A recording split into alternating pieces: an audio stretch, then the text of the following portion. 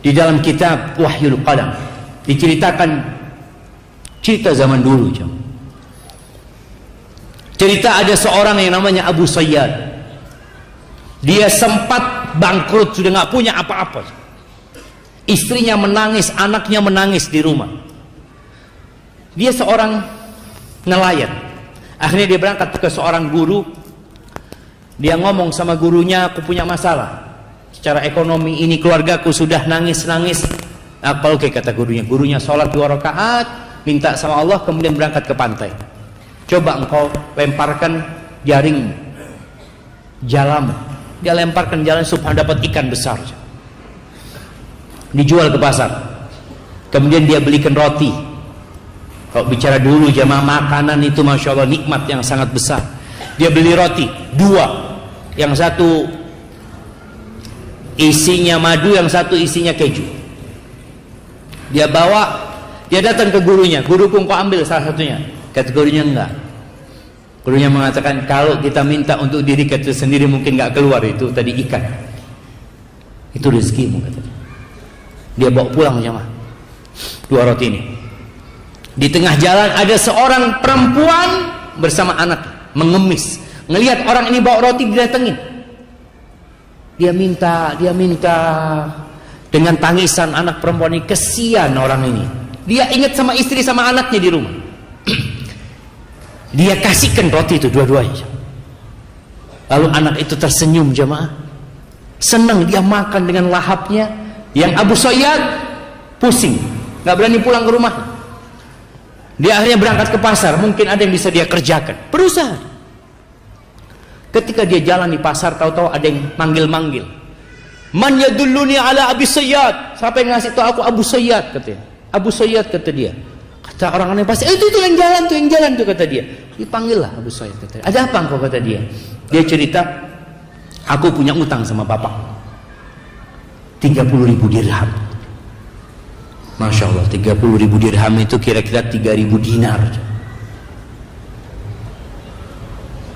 Dia bisa buat beli kambing 3.000 ekor. Kalau antum nggak kebayang tuh ya. 3.000 ekor kambing. Dikasih duitnya, dia ahli waris bapaknya sudah, dia terima duit itu, masya Allah, hidupnya makmur jemaah. Dia suka rajin sodakoh, sekali sodakoh 1.000 dirham dia. Jadi orang kaya Abu Sayyid. Subhanallah, tahu-tahu dia cerita, aku tertidur mimpi seakan-akan kiamat terjadi. Dipanggil, Abu Sayyid, hadiri penimbangan amalan. Karena nanti akan ditimbang amalan tadi. Ketika ditimbang amalannya, timbangan pada hari kiamat itu jamaah ada 2 daunnya. Satu timbangan kebaikan, satu isinya dosa-dosa. Allah mengatakan, fa amma man thaqulat mawazinuh fahuwa fi 'ishatir radiyah. Yang berat timbangan kebaikannya, maka dia akan berada di kehidupan yang baik.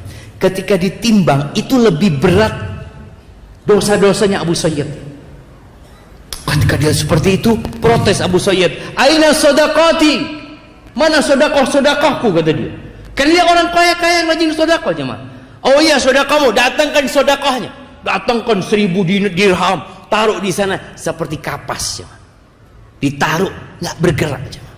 Datangkan 1.000 dirham. Kenapa? Di setiap dirham yang dia sedekahkan, fihi syahwatun nafas, ada syahwat nafs, syahwat kepingin sedekah. Aku kepingin sedekah, aku senang sedekah, aku suka membantu orang lain. Aina Allah?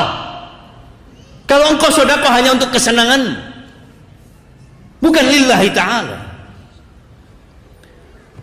Ketika melihat itu Abu Sayyid lemas jemaah. Lalu dikatakan, innaka la tudzlamul yaum, kau nggak akan dizalimi hari ini, kata dia. Masih ada amalanmu, kata dia. Apa lagi, kata?